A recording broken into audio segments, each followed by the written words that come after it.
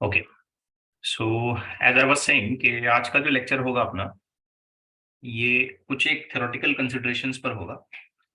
So in today's class we will try to derive certain expressions for energy, power and intensity of a wave. काफी important होता है ये, because किसी भी wave के बारे में जो हमारा बेसिक अंडरस्टैंडिंग है वो ये होता है कि wave has to carry energy from one point to another point. Wave का इंटेंशन या वेव बनाने का मकसद ही यही है कि हम एक जगह से दूसरी जगह एनर्जी का ट्रांसफर कर पाए. और जब एनर्जी ट्रांसफर होगी तो श्योरली उससे रिलेट करते हुए हम पावर या इंटेंसिटी पर डिस्कशन करेंगे. तो सबसे पहले हम ये समझने की कोशिश करते हैं कि एक वेव में कौन कौन सी एनर्जीज पॉसिबली आ सकती हैं और उन एनर्जीज को हम किस तरीके से एक पर्टिकुलर फॉर्मेट ऑफ फॉर्मूले के जरिए समझने की कोशिश करें. तो सपोज कि हमारे पास एक स्ट्रिंग है, बिल्कुल सीधी सादी स्ट्रिंग, ठीक है, स्ट्रेट रखी है मैंने इसको. अब मैं ये कहता हूं बेटा कि इस स्ट्रिंग का टोटल मास ये कैपिटल एम है और जो स्ट्रिंग मैं यूज कर रहा हूं उसकी लेंथ जो है ये एल है. बेटा हम यहां पर एक फैक्टर डिफाइन करेंगे जिसे हम कहेंगे मास और unit length, and we know that हम इसको लिखते हैं m बाई एल, मास पर यूनिट लेंथ. अब यहां खास इस डिस्कशन में मास पर यूनिट लेंथ को हम कॉल कर सकते हैं लीनियर मास डेंसिटी. और फिलहाल इसी डिस्कशन में हम इसे म्यू ऐसे रिप्रेजेंट करेंगे, m बाई एल, ये एक ही चीज है, ठीक है. तो हमारा नोटेशन जो होगा इसको बताने का वो म्यू होगा. आमतौर पर हम इसके लिए लैम्बडा ऐसा सिंबॉलिक रिप्रेजेंटेशन करते हैं, लेकिन यहां हम लैम्बडा से नहीं करेंगे क्योंकि लैम्बडा वेव के रिप्रेजेंटेशन में वेवलेंथ का मीनिंग बनता है. तो हमने खास इस बात का ख्याल रखना है कि जहां कहीं डेरिवेशन करते वक्त मैं म्यू लिखूंगा, मतलब मैं मास पर यूनिट लेंथ के बारे में बात कर रहा हूं, यानी कि लीनियर मास डेंसिटी. अब चलिए किसी तरीके से हमने इस सीधी स्ट्रिंग पर जिसकी एक पर्टिकुलर स्पेसिफिक लेंथ है एंड टू एंड, एक वेव सेट करा दी. ये ऐसी वेव बेटा हम इस पे सेट करा रहे हैं, जस्ट थिंक ऑन इट. आप अगर गौर करते हैं, ध्यान देते हैं, तो इस स्ट्रिंग में दो तरीके के चेंजेस हुए या दो एस्पेक्ट इसमें बने. पहला एस्पेक्ट ये कि इस स्ट्रिंग में एक तरीके का मोशन आ गया, ठीक है, मूवमेंट आ गया, इसमें हरकत हुई इस स्ट्रिंग की और एनर्जी ऐसे आगे की तरफ ट्रांसफर हुई और स्ट्रिंग ऐसे मूव करने लग गई, है ना. तो इसमें एक मोशन आया. तो जैसे ही वेव सेट होती है हम सबसे पहली चीज ये देखते हैं कि देयर इज मूवमेंट या पर लिखें मोशन इन स्ट्रिंग या पार्टिकल्स ऑफ द स्ट्रिंग. और दूसरी चीज बेटा अगर हम बहुत ध्यान से सोच समझ के देखें ना, तो हम कहेंगे कि there is stretching in string. देखिए मैं समझता हूं मोशन इन द स्ट्रिंग ये तो सबको समझ में आ गया, स्ट्रिंग हरकत करने लग गई वेव सेट होने की वजह से, करेक्ट है. Yes sir. अब यहां ये भी कहा जा रहा है कि there is a stretching in string. अब स्ट्रेचिंग का मतलब खिंचाव आ गया, थोड़ा सा स्ट्रिंग लंबी हो गई, जैसे स्ट्रिंग के अंदर थोड़ा सा एलोंगेशन या एक्सटेंशन आ गया. अब आप सोचेंगे ऐसा कैसे. तो देखो बेटा लेंथ ऑफ द स्ट्रिंग तो अभी भी लेके यहां से लेके यहां तक है, लेकिन अगर स्ट्रिंग इस तरीके से शेप्स ले लेती है तो जरा सोचिए इतनी ही लेंथ अगर इस तरीके के शेप बनाएगी तो जाहिर बात है उसको थोड़ा थोड़ा लंबा होना पड़ेगा ना, करेक्ट है. बगैर यस लेंथ सर. के इंक्रीज के ये शेप नहीं दिया जा सकता उसे, ये शेप हम उसे नहीं दे सकते. तो हल्का सा स्ट्रेचिंग होगा. जैसे सोचिए ये जो हिस्सा ऊपर उठा है ना स्ट्रिंग का, ये पहले यहां नीचे था. अब आप खुद ही समझ सकते हैं ये पिंक लेंथ और ये जनरल जो यहाँ जो कलर मैंने बनाया ये वाली लेंथ, इन दोनों की लेंथ में तो फर्क है। Yes sir. ऐसे पूरा इसके ऊपर एक एक्सटेंशन आया होगा, एलोंगेशन आया होगा, तभी तो इस तरीके का शेप इसने एक्वायर किया। तो समझ में बात ये आई कि जैसे ही स्ट्रिंग पर वेव सेट होती है तो स्ट्रिंग में फौरन दो तरीके के चेंजेस होते हैं, या स्ट्रिंग में दो फॉर्मेट्स ऑब्जर्व किए जा सकते हैं। मोशन होने लग रहा है स्ट्रिंग में, और दूसरा स्ट्रिंग में थोड़े से एलोंगेशन, थोड़ा सा खिंचाव, थोड़ा सा स्ट्रेचिंग आता है। अगर स्ट्रिंग में मोशन हो रहा है तो इस पॉइंट ऑफ व्यू से हम ये कह सकते हैं कि स्ट्रिंग के अंदर काइनेटिक एनर्जी आ गई, क्योंकि वो कोई भी चीज जो मूव करती है वो काइनेटिक एनर्जी जरूर बनाती है। ठीक है, तो स्ट्रिंग के अंदर काइनेटिक एनर्जी आ गई, तो पता चला कि वेव के सेट करने में, वेव के प्रोपोगेशन कराने में, वेव के चलाने में स्ट्रिंग में काइनेटिक एनर्जी आएगी। सेकंड, अगर यहां स्ट्रिंग पर स्ट्रेचिंग आ रही है, खिंचाव हो रहा है, तो कोई भी चीज जब खींची जाती है उसमें एलोंगेशंस होते हैं, तो वहां पर उस चीज में पोटेंशियल एनर्जी आती है। बिल्कुल वैसे सोचिए जैसे स्प्रिंग है, अगर मैंने स्प्रिंग को ऐसे खींचा तो स्प्रिंग में पोटेंशियल एनर्जी जमा हो जाती है, और अगर उस स्प्रिंग को ऐसे खींच के छोड़ू तो वो झटके से किसी चीज को फायर कर सकती है, या उसकी एनर्जी का एक रिवोल्यूशन होता है, उसके अंदर से एनर्जी मानो निकलती है। तो हमें पता ये चला, हमें समझ में ये आया कि जिस किसी चीज में स्ट्रेचिंग होगी वहां पर पोटेंशियल एनर्जी स्टोर हो जाएगी। अब जरा सोचिए कि आपने वेव बनाई, you started to form a wave. तो आपने अगर वेव बनाई स्ट्रिंग पर, तो स्ट्रिंग में ये दोनों चीजें होने लग रही हैं, और इन दोनों चीजों की वजह से, इन दोनों फेनोमेनन की वजह से काइनेटिक एनर्जी भी आ गई और पोटेंशियल एनर्जी भी आ गई। क्या मेरी बात अच्छे से समझ में आई आपको? Yes sir. Yes sir. तो कोई भी वेव जब ट्रैवल करेगी, प्रोपोगेट करेगी, बनाया जाएगा उस वेव को आगे भेजा जाएगा, तो उस वेव के अंदर काइनेटिक और पोटेंशियल दोनों फॉर्मेट ऑफ एनर्जीज एक साथ एक ही इंस्टेंट ऑफ टाइम पर मौजूद होंगे, और इनफैक्ट इन्हीं एनर्जीज को कैरी कर करके वेव अपनी एनर्जी का प्रोपोगेशन कराएगी और एनर्जी को आगे की तरफ ट्रांसफर करेगी। Now the question arises, potential energy कैसे आई नहीं समझा। अच्छा, किसी ने क्वेश्चन पूछा मुझसे कि पोटेंशियल एनर्जी कैसे आई। देखिए बड़ी सिंपल सी बात है, potential energy is a form of energy which is stored, जो किसी चीज में जमा होती है। एक रबर का बेल्ट है मेरे पास, आपने बचपन में ऐसे कभी करा होगा, एक रबर के बेल्ट को आप ऐसे खींचते हो और अपने बाजू में बैठे हुए स्टूडेंट को मारते हो। तो आपने जब रबर को खींचा तो आपने उसके अंदर स्ट्रेचिंग लाई। जब आप उसको स्ट्रेचिंग लाते हो, उसको स्ट्रेच कराते हो, उसको एलोंगेट करते हो, उसको खींचते हो, लंबा करते हो, तो आप उसमें एनर्जी भरते हो, और जब उसे छोड़ोगे तो वही एनर्जी सामने वाले को लगती है, मार लगता है। तो आपने रबर में कैसी एनर्जी को जमा कराया, स्टोर कराया? कौन सी एनर्जी को? पोटेंशियल। करके आपने स्टोर कराया स्ट्रेचिंग, तो यहां भी स्ट्रेचिंग हो रही है। ये लेंथ ऐसी बड़ी होगी तभी तो इस तरीके का क्रेस्ट यहाँ पे फॉर्म किया जा सकता है, ट्रफ फॉर्म किया जा सकता है, शेप्स चेंज होते जाएंगे ना उसके। तो थोड़ी बहुत स्ट्रेचिंग यहां भी वेव बनने के लिए इस स्ट्रिंग में, इस धागे में, इस थ्रेड में होनी जरूरी है। तो स्ट्रेचिंग की वजह से पोटेंशियल एनर्जी आएगी और मोशन की वजह से काइनेटिक एनर्जी। अब हमें एक एक कर करके ये निकालना है कि हम काइनेटिक एनर्जी की इक्वेशन क्या बना सकते हैं और पोटेंशियल एनर्जी की इक्वेशन क्या बना सकते हैं। तो आइए जरा समझते हैं। पहला फॉर्मेट हम लेते हैं काइनेटिक एनर्जी का, फर्स्ट फॉर्मेट। अब देखो बेटा, टोटल एक साथ एकदम से टोटल काइनेटिक एनर्जी हम नहीं निकाल सकते, दैट्स अ लिटिल डिफिकल्टी।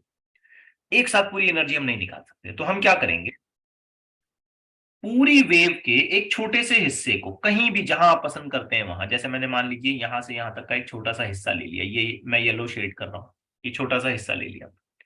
मैं कहता हूं कि ये जो पोर्शन मैंने यहां सिलेक्ट किया है इसका मास dm है। ये पोर्शन कुछ हिसाब से, अपने हिसाब से ऊपर नीचे मूव कर रहा होगा, यहाँ के पार्टिकल्स मूव कर रहे होंगे, इनमें कुछ वेलोसिटी आ गई होगी, ठीक है। तो उसके अकॉर्डिंगली यहाँ पे कुछ मोशन होगा और काइनेटिक एनर्जी आएगी। तो मैं सिर्फ इतने से पोर्शन के लिए एनर्जी का कैलकुलेशन करूंगा, ओके। तो I will be just using a very standard formula for kinetic energy. क्या लिखते हैं हम काइनेटिक एनर्जी का फॉर्मूला? तो आंसर Half mv². एम की बजाय आ जाएगा डीएम, और वहां जो भी वेलोसिटी उसकी बनी होगी उसका dv. जो भी वेलोसिटी उसकी वहां पे बनी। क्या मेरी बात समझ आ रही है? Yes. Yes sir.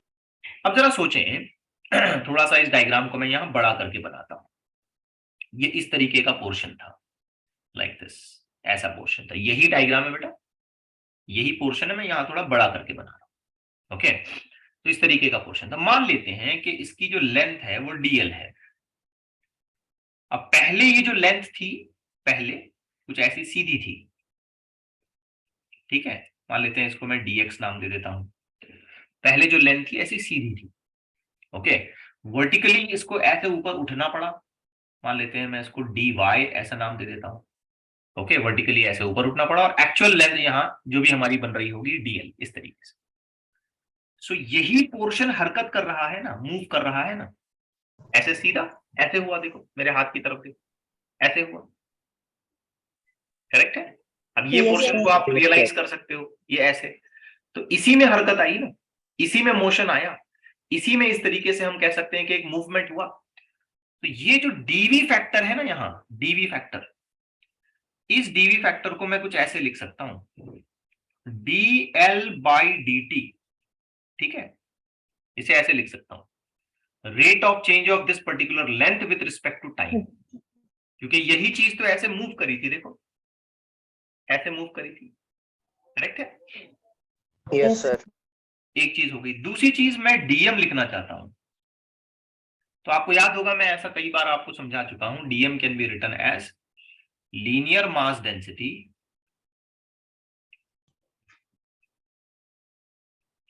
Multiplied by Length of length of element. तो डीएम जो फैक्टर है ना, वो ऐसे आएगा, म्यू इंटू डी एक्स, क्योंकि एक्चुअल जो लेंथ ऑफ एलिमेंट है वो डीएक्स है। वेव बनने के प्रोसेस में वो ऐसे तिरछा हो गया है, एक्चुअल लेंथ इसकी डीएक्स है, देखो ये पोर्शन Yes, जो sir. बना उसकी एक्चुअल लेंथ ये है, वो वेव बनने के प्रोसेस में स्ट्रेच होके ऐसा थोड़ा टेढ़ा मेढ़ा हो गया है। अब काइनेटिक एनर्जी की प्रॉपर इक्वेशन लिखिए, बताइए मुझे हमें क्या लिखना चाहिए काइनेटिक एनर्जी के लिए? तो हम लिखेंगे हाफ टाइम्स ऑफ dx, और फिर फर्दर हम लिखेंगे dl बाई dt का स्क्वायर, दैट्स इट। यही कहलाएगी kinetic energy of a wave. Okay, yes sir. Sometimes it is being question कि आप kinetic energy per unit length लिख के बताओ, के पर यूनिट लेंथ, के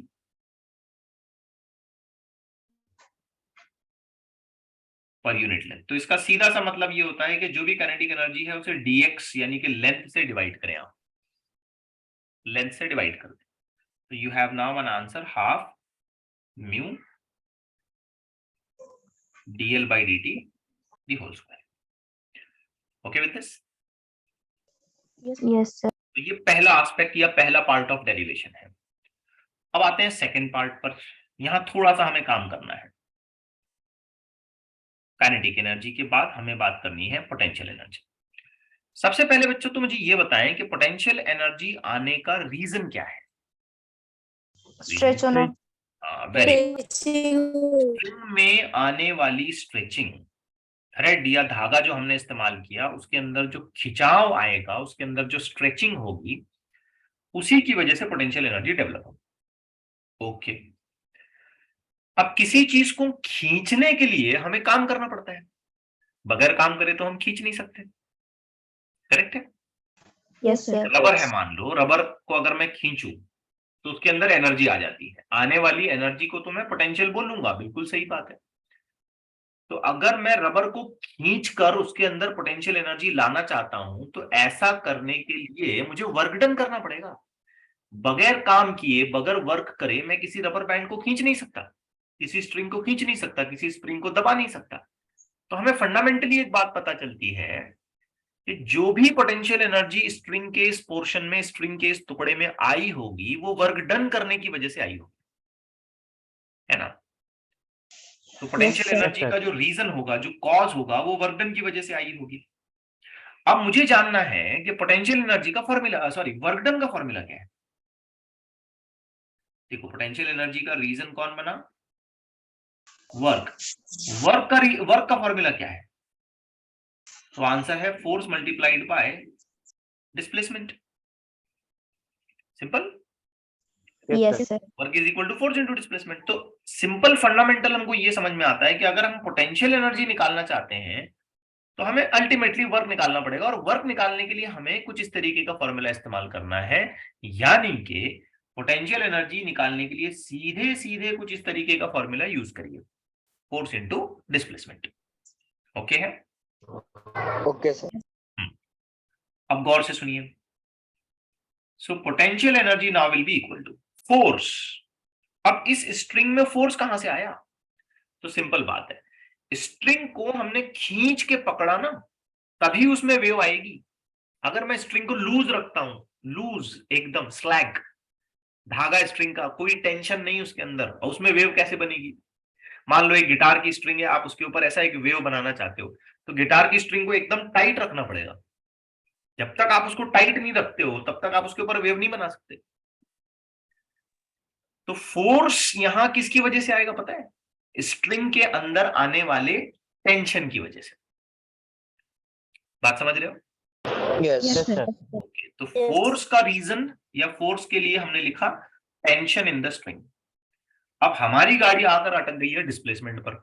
डिस्प्लेसमेंट कैसे निकालें, बड़ी चालाकी से, बड़े सिंपल तरीके से हम लोग डिस्प्लेसमेंट निकाल सकते हैं। बेटा ध्यान से देखो, अब इस पोर्शन का ये यहां मैंने मॉडिफाइड, जिसको कहेंगे मैग्नीफाइड, एक सिचुएशन बना दी है। स्ट्रिंग तो ऐसी हो गई होगी जब वेव आई है, ऐसी तिरछी होने से पहले क्या स्ट्रिंग सीधी थी?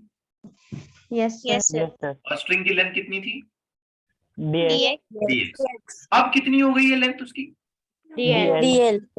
dl कितना डिस्प्लेसमेंट हुआ होगा सोचिए? DL. dl नहीं, dl dl dl minus dx नहीं, dl by तो dx। बिल्कुल नहीं। dl minus dl शाबाश, minus वेरी गुड। dx कोई बच्चा बता रहा है, कोई लड़का बता रहा है, dl minus dl dx। Minus dx। जरा सोचो, इमेजिन करो कि ये dx जो है 5 सेंटीमीटर है और dl 7 सेंटीमीटर है, तो कितना डिस्प्लेसमेंट हुआ, कितना खिंचाव आया? 2 minutes. 2 सेंटीमीटर। कैसे निकाला तुमने 2? तो dl में से dx को तुमने माइनस किया। आई बात समझ में? Yes, sir. तो यहां पर भी डिस्प्लेसमेंट लिखते वक्त हम इसी तरीके की चालाकी से काम करेंगे, हम लिखेंगे dl minus dx। Okay, yes एक सर। और चीज पर थोड़ा फोकस करते हैं। इस डायग्राम पे आइए, ध्यान लगाइए इसको, क्योंकि ये छोटा सा मास एलिमेंट है, तो रफली ये एक राइट एंगल ट्रायंगल बनता हुआ हमें नजर आएगा। हल्का सा मास एलिमेंट ले लिया मैंने, एकदम छोटा सा, देखिए ऐसे हल्का सा। तो ऑलमोस्ट अगर मैं इसे इस तरीके से ज्वाइन करा दूं तो ऑलमोस्ट एक राइट एंगल ट्रायंगल मुझे मिल रहा है, yes sir yes including this portion. हाँ, ये थोड़ा तिरछा मैंने यहाँ बड़ा करके दिखाया, लेकिन जब ये छोटा होगा, बहुत फाइनाइट सा, एकदम मामूली सा लेंथ अगर मैं लेता हूं, तो ऑलमोस्ट वो स्ट्रेट ही माना जाएगा। अब बेटा यहाँ पे पाइथागोरस लगाओ, तो पाइथागोरस लगाओ तो क्या लिखोगे आप? dx square dl का square Square is equal to, simply आप ऐसे लिखोगे ना, divided dx by y plus का dy square square plus dx का स्क्वायर, यानी कि dl is equal to under root में dy plus y dx. का स्क्वायर प्लस dx का स्क्वायर। करेक्ट है? Yes, sir. yes sir तो एक काम करते हैं, ये जो dl हमें मिला, इसको यहां लाके सब्स्टिट्यूट करते हैं। तो पोटेंशियल एनर्जी की इक्वेशन मिली T मल्टीप्लाइड बाय, क्या ख्याल है आप सबको याद होगा, dl हमें ऐसे मिला, d dx square. y का स्क्वायर माइनस dx का स्क्वायर, और ये बाहर माइनस dx जैसे का वैसा। सही है? अच्छा, आगे पीछे शायद मैंने किया, प्लस सर प्लस था ना? हाँ sorry, plus plus plus, sorry plus. हाँ, शायद मैंने आगे पीछे लिखा, पहले dx लिखा था, बाद में dy लिखा, कोई फर्क नहीं पड़ता है। एनीवेज, चले ऐसे चले, कोई प्रॉब्लम नहीं है, या जैसे जैसे हम लोग लिख चुके हैं वैसे वैसे करते हैं भाई। चलो, ये तो आप लोगों को ये भी कंफ्यूजिंग लगेगा। पहले क्या था? dy सर सेम ही है, y था पहले। अच्छा, पहले dy होता है। चलिए ठीक है, नो इश्यूज, इट्स ओके। अब यहाँ थोड़ी सी मैथमेटिकल इवैल्यूएशन जिसे हम कहते हैं ना, मैथमेटिकल कैलकुलेशन हमको थोड़ा सा करना है, तो सभी स्टूडेंट तैयार रहेंगे। Potential energy now will become equal to T into, बहुत ध्यान से देखिए बेटा, dx का स्क्वायर प्लस dy का स्क्वायर, और ये मैंने ब्रैकेट पे लगा दी power half minus dx। Step clear हुई सबको? Yes, Yes, sir. sir. Now potential energy is equal to T multiplied, step पर ध्यान देंगे अच्छे से। dx 1 plus dy by dx का स्क्वायर, और ये बड़ा ब्रैकेट लगाते हैं, इधर पावर हाफ माइनस dx। ये स्टेप क्लियर हुई सबको? Yes, sir. No. नहीं सर, नहीं dx समझे और सर। dy के स्क्वायर के फैक्टर में से मैंने dx को कॉमन लिया, dx Yes, को sir. कॉमन लिया। जरा सोचो, अगर ये dx में अंदर मल्टीप्लाई करता हूं, और याद रहे इस dx ब्रैकेट पर square. पावर हाफ है, तो मुझे इस dx का स्क्वायर करके इसे अंदर ले जाना पड़ेगा। और Yes. जब यहाँ आगे कंटिन्यूएशन में मल्टीप्लिकेशन करूंगा मैं, तो dx dx कैंसिल आउट हो जाएगा और मुझे वापस मिलेगा dy का स्क्वायर। ये बिल्कुल ये वाली बात है। Yes, sir. x plus y में से x कॉमन लो, x कॉमन लिया, 1 प्लस y बाई एक्स, यही बात है, Yes, sir. Yes, sir. समझे ना? ऐसे ही किया, लेकिन यहाँ मुझे एक बात का ख्याल रखना पड़ा कि इसकी पावर हाफ है, इसलिए कॉमन लेते वक्त dx का स्क्वायर कॉमन लूंगा, लेकिन बाहर ब्रैकेट के जब मैं लाऊंगा तो dx स्क्वायर पावर हाफ करने के बाद dx बचेगा। Yes sir. Okay, Yes. एकदम परफेक्ट। Yes, sir. अब इस टर्म को देखिए ध्यान से, इसके पास एक dx है और इसके पास एक ds है, तो कॉमन ले लेते हैं। तो पोटेंशियल एनर्जी ऐसे नजर आई, t इंटू dx, अब ये common bracket 1 plus dy by dx का स्क्वायर, ख्याल रहे इसकी पावर हाफ माइनस 1। ये स्टेप समझी? Yes, sir. यस सर, ये Yes, sir. पूरे टर्म के पास एक dx है और यहाँ एक dx है, तो ये dx और ये dx मैंने पूरा कॉमन ले लिया, पूरा ब्रैकेट से बाहर ही ला दिया मैंने इसको यहाँ। तो यहाँ सिर्फ क्या बचा, ये फैक्टर जैसा है वैसा, ये dx कॉमन होकर के चूंकि बाहर चला गया है, तो इधर -1। ओके है ये बात? Yes, sir. Yes, sir. Yes, sir. मुझे अगले पेज पर शायद शिफ्ट होना पड़े। इस इक्वेशन को मैं दोबारा लिखता हूं ऑन द नेक्स्ट पेज, देखना मैं अगर कुछ गलत लिख रहा हूं तो बता देना मुझे।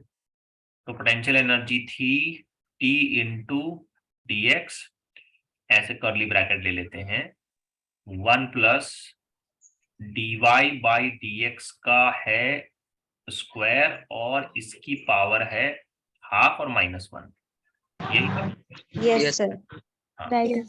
अब ये जो ब्रैकेट है ना यहाँ पे, इसका हम लोग करेंगे बाइनोमियल एक्सपांशन, बिल्कुल वैसे जैसे हमने ग्रेविटेशन में किया था, आर जी जी एच वाली रिलेशन बनाते वक्त, तो हम इसका बाइनोमियल एक्सपांशन करेंगे। जब हम इसका बाइनोमियल एक्सपांशन करते हैं, अब मैं इसकी मैथमेटिक्स पर ज्यादा बोलना नहीं चाहूंगा, जब हम इसका बाइनोमियल एक्सपांशन करते हैं तो हमें कुछ ऐसा मिलता है, 1 प्लस हाफ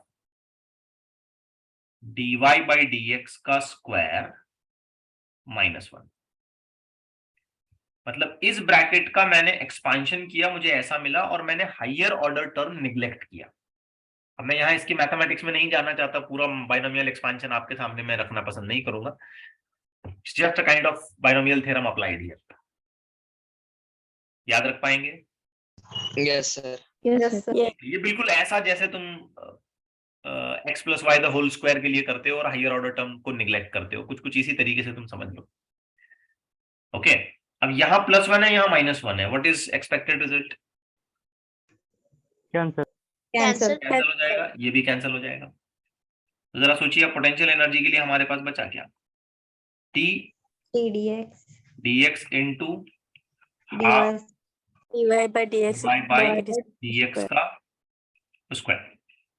रीअरेंज करें इसे, तो potential energy is equal to half T dx dy by dx का स्क्वायर, दैट्स इट। ये हो गई आपकी पोटेंशियल एनर्जी की इक्वेशन। अब कभी कभी हमसे ये पूछा जाता है, भाई find out potential energy per unit length, potential energy per unit length. इसका मतलब होता है P divided by length of element. Length of element तो dx है, तो आंसर आएगा half T dy by dx का स्क्वायर। सिर्फ यहां से dx उठा करके P के नीचे ले जाए आप। Yes, sir. क्लियर है बात? Yes, sir. ऐसी इक्वेशन पोटेंशियल एनर्जी की बनती है, और जस्ट अभी हमने थोड़ी देर पहले डिराइव की थी, ऐसी इक्वेशन काइनेटिक एनर्जी के लिए बनती है। नोटिसेबल बात यह है कि काइनेटिक एनर्जी में आ रहा है फैक्टर dl बाई dt का स्क्वायर, और पोटेंशियल एनर्जी में आ रहा है फैक्टर dy बाई dx का स्क्वायर। ओके, शायद मैंने यहां पे एक रिप्रेजेंटेशन करते वक्त डिस्प्लेसमेंट या मूवमेंट दिखाते वक्त मुझे यहाँ क्या लेना चाहिए, dl नहीं लेना चाहिए। यहाँ डेराइव करते वक्त dv जो है, वेलोसिटी जो है, ऐसे y ऊपर उछला ना ये, तो dl नहीं लेना चाहिए मुझे। क्या लेना चाहिए यहाँ पे? dy. dy. ये मैंने मिस्टेक की, तो मुझे यहाँ लेना चाहिए dy, क्योंकि displacement with respect to time, तो डिस्प्लेसमेंट तो dy हुआ है। तो यहाँ Yes, sir. करेक्शन करें सारे स्टूडेंट्स। यहाँ आना चाहिए dy, यहाँ आना चाहिए dy, and here also it is expected to come as dy. Okay, make that part corrected. Clear है? आई होप आप समझ पा रहे हैं। Yes, sir. अब एक बड़ी इंटरेस्टिंग सी चीज बेटा मैं आपके सामने रखता हूँ, ध्यान से सुनना। सपोज एक वेव अगर हम बना लेते हैं लाइक दिस, ऐसे, और इस पर मैं दो जगहों पर एलिमेंट्स चॉइस करता हूं। यहां एक छोटा सा एलिमेंट चॉइस करता हूं और यहां एक एलिमेंट चॉइस करता हूं। ठीक है, इसे मैं कहता हूं मास एलिमेंट ए और मास एलिमेंट बी। अब मुझे बताइए एट ए और एट बी सिचुएशंस क्या होंगी, ए और बी पर एनर्जीज की जो है ना सिचुएशंस क्या होंगी। के ए पर कैसी होगी और ए पर पी कैसी होगी, उसी तरीके से आपको ये बताना है कि बी पर के कैसी होगी और पी कैसी होगी। तो बच्चों जब हम फॉर्मूली देखते हैं ध्यान से समझ के एकदम, तो हमारे पास काइनेटिक एनर्जी का जो फॉर्मूला बना वो कुछ ऐसा बना, half mu, if I am not wrong, dx को खैर नीचे ले लेते हैं, मास पर यूनिट लेंथ के हिसाब से सोचते हैं, या चलो dx लिख भी लें, तो आंसर आता है dy डिवाइडेड बाय dt का स्क्वायर। और बेटा जब हम पोटेंशियल एनर्जी लिखते हैं तो इसका आंसर आता है half t dx dy divided by dx का स्क्वायर।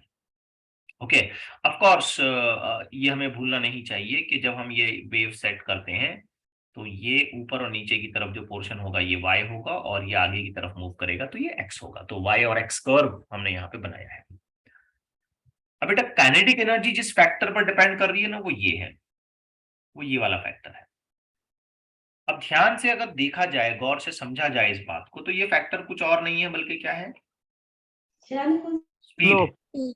स्पीड है, स्लोप नहीं हो सकता ना बेटा, y और x है ना ये, और ये y और t चल रहा है यहाँ पे, तो ये फैक्टर स्पीड है कि कितनी स्पीड से यहाँ पार्टिकल y और टाइम के साथ dy बाई dt करता है ना, rate of change of oscillation of the particle हम कह सकते हैं, movement of the particle with respect to time. तो ये फैक्टर क्या बताएगा, Speed. स्पीड बताएगा। और तुमने बिल्कुल सही कहा बेटा, Sloping. इस जगह पर second case, yes very good, second case में अगर हम ध्यान से देखते हैं तो ये वाला फैक्टर हमें ग्राफिकल कंसिडरेशन पर क्या बताएगा, Slope. स्लोप बताएगा, क्योंकि x और y एक्सिस, तो y बाई x इस तरीके का रेशो जहां कहीं भी आता है तो वो स्लोप बनता है। अब सोचिए एलिमेंट ए के बारे में अगर हम ध्यान दें तो एलिमेंट ए ये एक्सट्रीम यानी कि एम्पलीट्यूड पर पहुंच गया है, मैक्सिमम ऊपर पहुंच गया है, तो यहां पर इसकी स्पीड कितनी होगी, Zero. जीरो। वेरी गुड बेटा, तो काइनेटिक एनर्जी ए पर कितनी हो जाएगी, जीरो हो जाएगी, क्योंकि इसकी स्पीड जीरो होगी। ये तो हम सब कुछ समझ में आ गई बात। अच्छा, ए एलिमेंट को ध्यान से देखें बेटा, ये एकदम हॉरिजॉन्टल लाइन है, ऑलमोस्ट हॉरिजॉन्टल है ना, दिख भी रही है, देखो कलर अगर मैं थोड़ा और हाईलाइट करूं, इस ए लाइन का स्लोप कितना है, कोई लाइन अगर बिल्कुल हॉरिजॉन्टल है तो उसका स्लोप क्या हो जाता है? Zero. जीरो। बिल्कुल सही, बिल्कुल। स्लोप के लिए तो लाइन ऐसी तिरछी होनी पड़ेगी, और तिरछी होते होते होते होते जब वो वर्टिकल हो जाती है तो इनफाइनाइट स्लोप, और लाइन एकदम हॉरिजॉन्टल हो जाती है तो जीरो स्लोप। मतलब ये कि यहाँ लाइन ए या मास एलिमेंट ए का स्लोप कितना है? Zero. ये बात है बेटा, इसकी पोटेंशियल एनर्जी भी कितनी हो जाएगी? Zero. है ना, अजीब बात है ना। ये पूछे जाते हैं क्वेश्चन ऐसे, कोई भी एक एलिमेंट दे देगा, एंगल निकाल के बता देगा और बोलेगा भाई बताओ पोटेंशियल एनर्जी क्या प्रोपोर्शन में आ रही है। तो हमें स्लोप के पॉइंट ऑफ व्यू से सोचना पड़ेगा। अब ध्यान से केयरफुली समझते हैं कि बी का क्या मामला है। बी के लिए हमें ये जस्टिफाई करना है कि काइनेटिक एनर्जी कैसी होगी। ठीक है, तो बी ये जो पोर्शन आया है ये तो मीन पर आया है। मीन पर स्पीड कैसी होती है बच्चों? मैक्सिमम। बहुत अच्छी बात है, वेरी गुड। आप सब बातें ध्यान में रख रहे हैं, वेरी गुड। तो बी पर स्पीड अगर मैक्सिमम होगी तो यहां इसकी काइनेटिक एनर्जी भी कैसी होगी? Maximum. जितनी भी होगी, we are not bothered about the actual number के वहां कितनी है, बट हम ये श्योरली कह सकते हैं कि मैक्सिमम। अब आते हैं पोटेंशियल एनर्जी पर। बेटा इस लाइन को देखो तो ये ज्यादा से ज्यादा वर्टिकल यही होती है, इसके बाद तो ये सिंप्लीफाई फ्लैट होती जाएगी, ऐसे फ्लैट फ्लैट फ्लैट, फिर ये vertical vertical vertical vertical vertical. तो ज्यादा से ज्यादा वर्टिकल लाइन मतलब स्लोप ज्यादा से ज्यादा या कम से कम? Maximum slope. Very good. तो बी पर स्लोप मैक्सिमम है, विच इंडिकेट्स कि यहाँ पोटेंशियल एनर्जी कैसी होगी? Maximum. अब इस बात को हमें समझना चाहिए। बी जो सिचुएशन है ये कौन सी पोजीशन पर है? मीन पोजीशन पर है। और ए जो सिचुएशन है ये एक्सट्रीम पोजीशन की सिचुएशन है। तो किसी भी वेव के लिए उसके एक्सट्रीम पर, उसके एम्पलीट्यूड पर के और पी जीरो हो जाते हैं, और किसी भी वेव के लिए इस तरीके के फॉर्मेट से अगर हम लें तो उसके मीन पोजीशन पर यानी कि दरमियानी लाइन के रेफरेंस में उसकी के और पी मैक्सिमम हो जाती है। आप याद रख पाएंगे इस बात को? Yes, sir. अब यहां मैं और दो फॉर्मूले जोड़ना चाहता हूं, मैं इनके डेरिवेशन में नहीं जाऊंगा, मैं ऑलरेडी आपको बहुत तकलीफ दे चुका हूं डेरिवेशन बता के ठीक है, तो मैं कुछ और दो फॉर्मूले यहाँ पे जोड़ना चाहता हूं। ठीक है, पहला फॉर्मूला जो मैं यहाँ पे ऐड करूंगा वो होगा, I will be taking these formulas from module on page number 12 और 11। ठीक है, 12 और 11 के रेफरेंस में मैं ले रहा हूं। तो पहला जो फॉर्मूला मैं यहाँ पे बता रहा हूं वो है एवरेज पी और एवरेज के। ओके, ठीक है। Average potential energy in one cycle. एक साइकिल मतलब ये जो पूरी एक साइकिल होगी ना, ये पूरी ऐसी एक साइकिल ऐसी हो गई। ठीक है, एक वेव बन गई, पार्टिकल के हिसाब से बोलेंगे तो एक ऑसिलेशन पूरा कर लिया उसने। ठीक है, तो average P in one cycle कितनी होती है? तो आंसर है 1/4। Okay, refer the formula 1/4 mu amplitude का स्क्वायर एंगुलर फ्रीक्वेंसी का स्क्वायर इनटू वेवलेंथ। याद रखना है आपको ये एक साइकिल में। ठीक है, इसे इंटीग्रेट वगैरह करके निकाला जाता है, तो हम और ज्यादा मैथमेटिकल फॉर्मेट्स ऑफ डेरिवेशन में नहीं जाएंगे, और it is not at all expected for the NEET or even JEE main examination. However, it is expected to remember the formula. The average PE in one cycle can be obtained by this formula, where again mu is the mass per unit length, A is amplitude, omega angular frequency होता है, आप जानते हो 2π/t या 2πn as per situation, और lambda जो होता है वो वेवलेंथ होता है। अब इसी के साथ एक और कंडीशन ऑफ फॉर्मूला आता है, एवरेज के इन वन साइकिल। तो इसका आंसर भी सेम है, कुछ भी नहीं बदलेगा, सेम, एग्जैक्टली सेम। ठीक, नेक्स्ट पॉइंट हमें यहां पे याद रखना है, एवरेज एनर्जी वन साइकिल। अब जब हम एनर्जी बोलेंगे तो हमें दोनों मिलाना पड़ेगा, दोनों को ऐड करना पड़ेगा। मतलब हमें एवरेज के प्लस एवरेज पीई की वैल्यू का इस्तेमाल करना पड़ेगा। अब इन दोनों को जब हम ऐड करते हैं तो फॉर्मेट्स ऑफ फॉर्मूले में यहाँ जस्ट आपकी मालूमात के लिए लिख दूं रिवीजन के तौर पे, plus 1/4 omega sorry A square omega square and then lambda. Add them, add करोगे तो क्या आएगा? 2 टाइम्स 2/4, 2/4 क्या हो जाएगा? 1/2 mu omega square by lambda.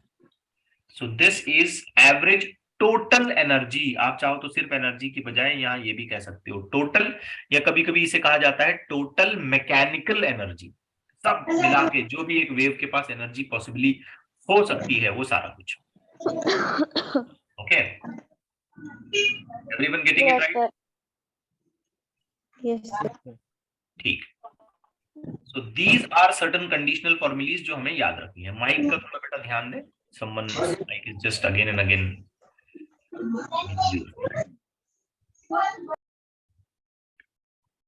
Okay, so these are the total mechanical energies we can talk on. तो ये average values हैं, यहाँ पे लैम्बडा वेवलेंथ है। अब ये फॉर्मेट्स ऑफ फॉर्मूले हमें थोड़े से रटने पड़ेंगे, थोड़े से याद करने पड़ेंगे। आई होप यहाँ तक आपको बात एकदम क्लियर हो गई है, right? Yes, sir. Yes, sir. हाँ, अब थोड़ा और आगे बढ़ते हैं। ये मैंने डेरिवेशंस जो आपको बताए, those were for energy, total mechanical energy कह लें, या in one cycle potential energy कह लें, या in one cycle kinetic energy कह लें। बेसिकली इन्हीं फॉर्मूलीज को मॉडिफाई करके, इनको इंटीग्रेट करके, इनमें और सब्स्टिट्यूशन करके हम ये फाइनल रिजल्ट्स तक पहुंचते हैं। ठीक है, अब बात करते हैं पावर। क्योंकि कोई भी वेव जब एनर्जी ट्रांसमिट करेगी, एक जगह से दूसरी जगह भेजेगी, तो श्योरली उस वेव के अंदर कुछ पावर डिलीवरी जरूर होगी ना। कुछ पावर हमने उस वेव को दिया होगा जिसकी वजह से वो वेव का फॉर्मेशन हुआ, फिर वो वेव एनर्जी लेकर के जा रही है एंड ऑल दैट। तो हम पावर कैसे लिखें? इस सिनेरियो में पावर लिखने का एकदम सिंपल और आसान तरीका, एकदम सिंपल और आसान तरीका, ध्यान से देखिए। वही फॉर्मेट ऑफ फॉर्मूला हम यूज करेंगे जो हम मैकेनिक्स में इस्तेमाल करते हैं। ठीक है, चलिए मैं कोई क्वेश्चन नहीं करता हूं, डायरेक्टली आपके सामने फॉर्मूला रखता हूं। पावर, ध्यान से देखिए, energy in one wave divided by time. Simply power is nothing but what? Energy upon time. Energy upon time. आपको याद होगा पावर हम कुछ ऐसे भी तो डिफाइन करते हैं, work upon time. Yes, sir. और वर्क का मतलब यहाँ क्या लिया जाएगा? Energy. Time T. जब हम वन वेव की बात करते हैं तो टाइम पीरियड लेंगे। अब आप सोचें, एक वेव अगर ट्रैवल हो रही है तो उसमें कितनी एनर्जी आती है? हाफ। आगे बढ़े। Mu. Mu, very good. Mu. Omega. A square omega square omega का square lambda Lambda. By T. बस इतनी सी बात। So this power now can be written as half mu a का स्क्वायर ओमेगा का स्क्वायर, और खास हमने लैम्डा बाई टी फैक्टर को अलग किया। क्या आप में से कोई बताएगा मुझे लैम्डा बाई टी क्या होता है? Yes, anyone? V. V, Velocity. good, शाबाश। V, lambda is wavelength and t is time, distance upon time, speed of the wave. Very good. Finally हम पावर के एक पर्टिकुलर फॉर्मूले पर पहुंचे, म्यू ए का स्क्वायर यानी कि एम्पलीट्यूड का स्क्वायर, एंगुलर फ्रीक्वेंसी का square into velocity. That's it, इससे ज्यादा और कुछ एक्सपेक्टेड नहीं है। ओके, अगर हम टोटल पावर किसी पर्टिकुलर टाइम के लिए लिखना चाहते हैं, ठीक है, या टोटल एनर्जी ट्रांसफर्ड किसी पर्टिकुलर टाइम के लिए लिखना चाहते हैं, तो हम इसी चीज को रिवर्स ऑर्डर में भी लिख सकते हैं। जैसे देखिए, अगर मैं एनर्जी लिखना चाहता हूं और मुझे वेव की पावर बता दी उसने, तो मैं कैसे लिखूंगा? एनर्जी इज इक्वल टू, क्या करूंगा मैं? Power into time as needed. अगर मैं वाकई ऐसा कुछ लिखना चाहता हूं जहां मुझे एनर्जी ट्रांसफर लिखना है, तो सिंपली मैं जो भी एवरेज पावर मुझे मिली होगी उसको मैं टाइम से मल्टीप्लाई करूंगा। या अगर मुझे एनर्जी ट्रांसफर किसी पर्टिकुलर इंस्टेंट ऑफ टाइम, किसी पर्टिकुलर सेगमेंट ऑफ टाइम के लिए करना है, तो सिंपली मैं इसे इंटीग्रेट भी कर सकता हूं किसी जीरो से गिवन टाइम टी के लिए, और यहां पर मैं इंस्टेंटेनियस पावर इनटू डीटी भी लिख सकता हूं। बात समझ आ रही है? Yes, sir. किसी पर्टिकुलर टाइम इंटरवल के दरमियान में कितनी एनर्जी ट्रांसफर हुई तो इंटीग्रेट करके निकालें। टोटल 1 साइकिल के लिए निकालना चाहते हो तो जो भी एवरेज पावर बनी है उसको उसके टाइम पीरियड से मल्टीप्लाई कर दें। ऐसे रिवर्स कैलकुलेशन भी कराए जा सकते हैं। तो बस पावर में इतना ही समझना है। क्लियर हो रही है बात?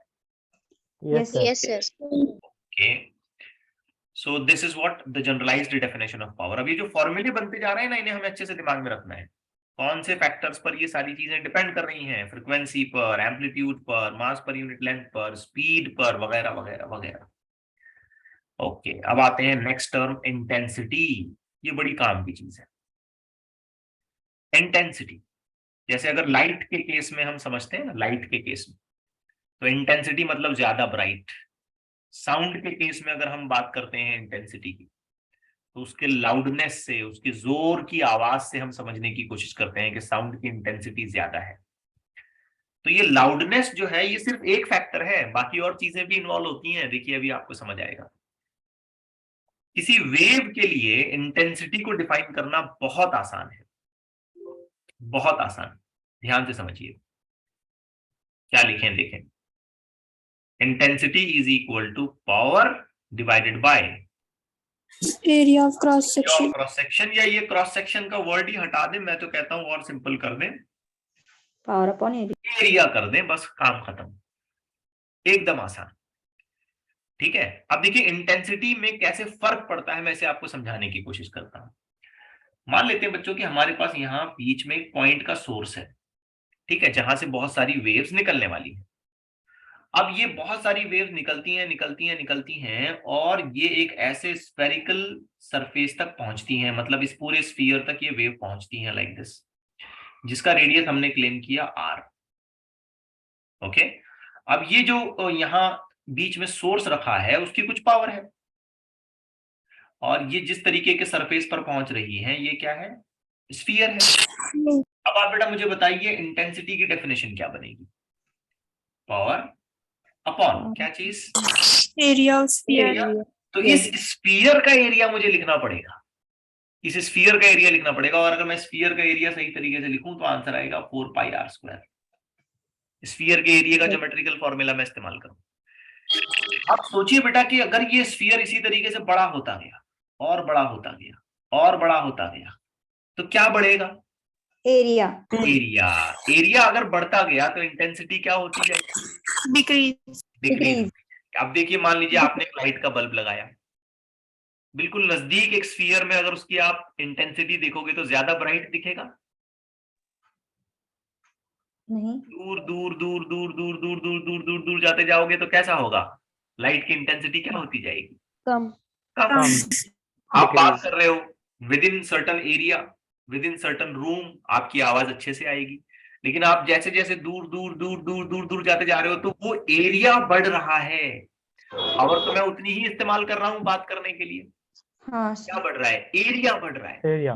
तो फिर मेरी आवाज की इंटेंसिटी दूर जाते जाते जाते खुद ब खुद क्या हो जाएगी? Decrease.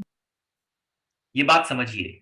तो ये जो एरिया लिखा जाता है ना, ये वो एरिया है जिस तक हमारी वेव्स पहुंच रही हैं। ठीक है, एरिया ऑफ द सोर्स वगैरह नहीं है ये, नहीं तो हमारे माइंड में कंफ्यूजन हो जाएगा।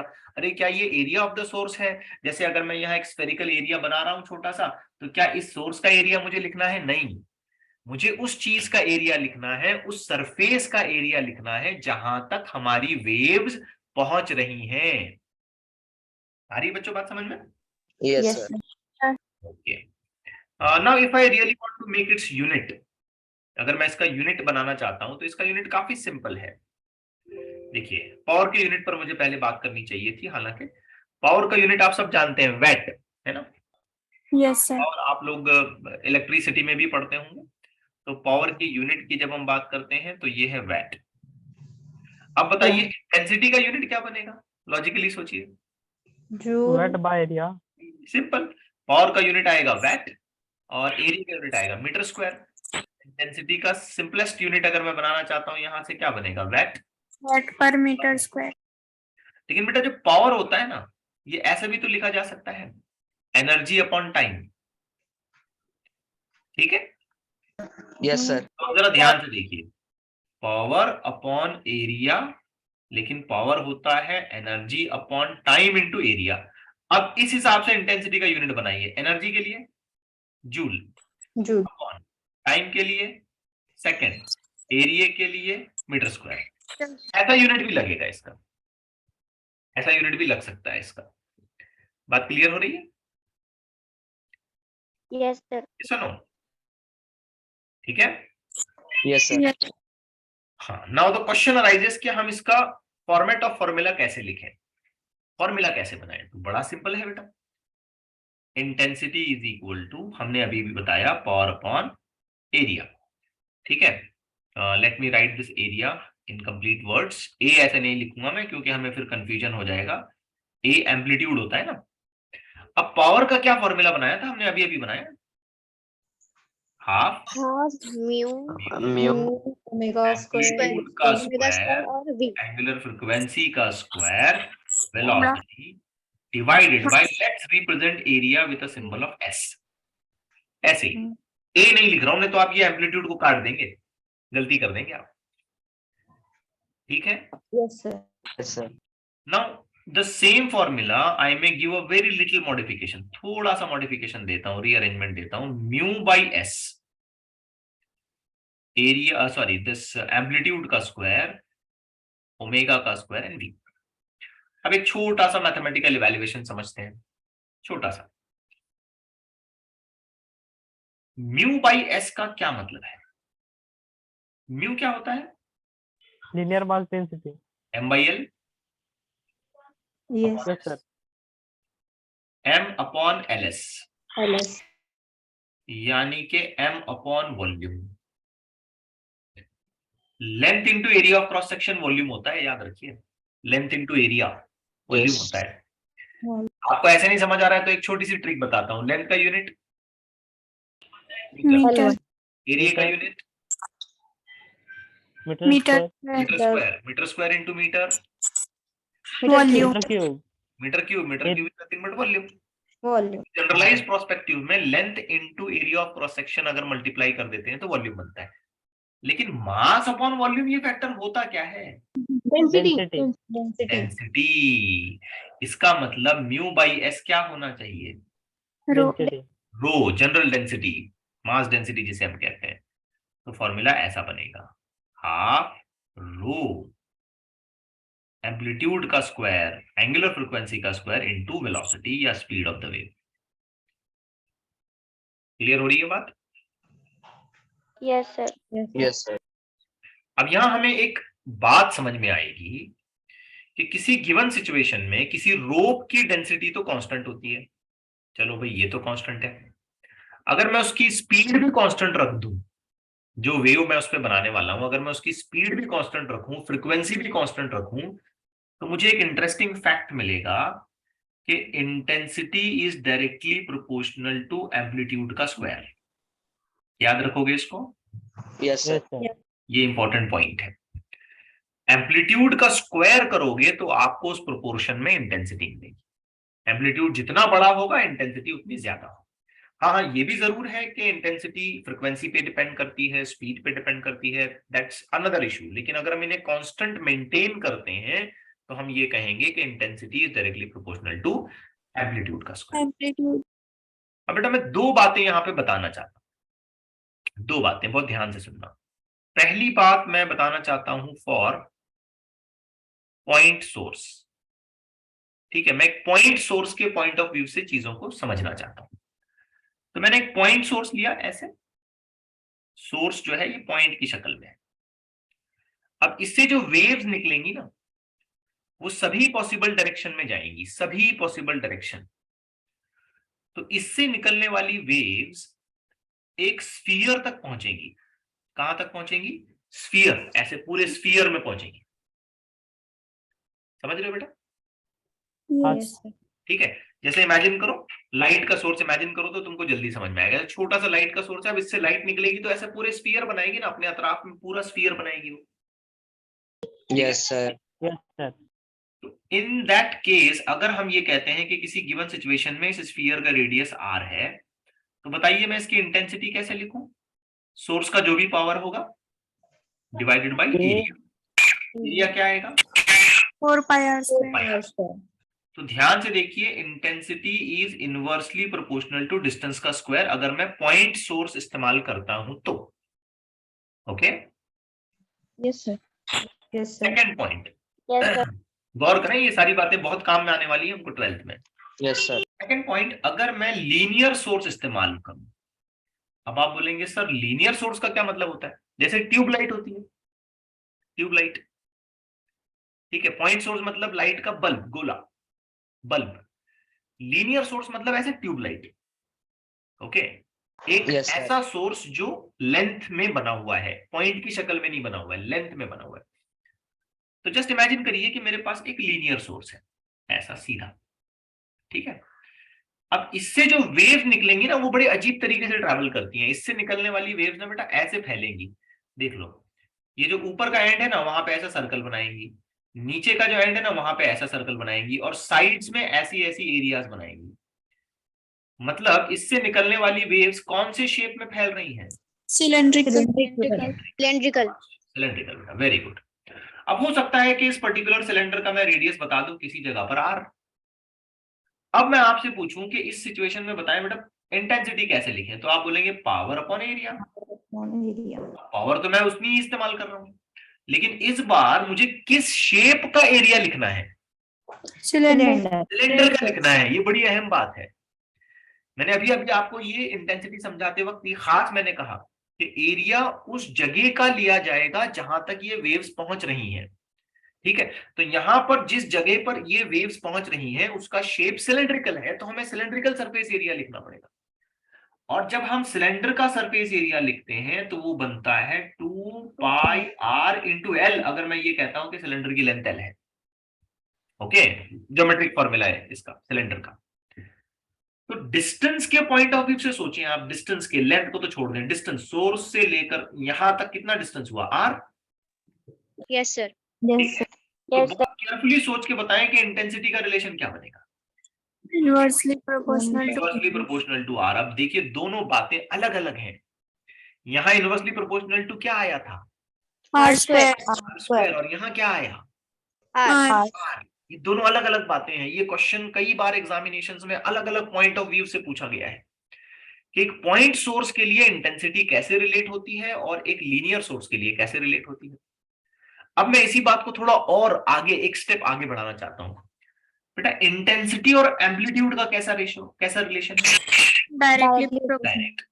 तो जरा इस फॉर्मूले को मॉडिफाई करिए, बताइए क्या लिखना चाहिए? A inversely proportional. Square inversely proportional to r square. मैंने i हटा के क्या लिखना है? Amplitude. Amplitude एम्पलीट्यूड का का स्क्वायर. स्क्वायर, a का स्क्वायर, क्योंकि इन दोनों का तो ऐसा रिलेशन है। तो इस सिचुएशन में a inversely proportional to r हो जाएगा। Yes, sir. अब ये सिचुएशन यहां लिखिए तो क्या लिखोगे आप? A square inversely proportional to 1 upon r. Which means 1 upon root r. Root r। Yes, कितना फर्क पड़ा, देखो कितना फर्क पड़ा, ठीक है। सेम पावर का सोर्स अगर उसका शेप पॉइंट की शक्ल में है तो ये रिजल्ट्स बनेंगे, और उसका शेप अगर लाइन की शक्ल में है, लाइन की फॉर्मेट में वो सोर्स बनाया गया है, तो उसके रिजल्ट्स ऐसे बनेंगे। अब ये जो लास्ट रिजल्ट्स मैं आपके सामने रख रहा हूं ये बड़े इंपॉर्टेंट है, आपको इसे भूलना नहीं। ठीक है, सारी बातें क्लियर हुई? Yes, sir. तो आज के लिए हम यहाँ रुक जाते हैं।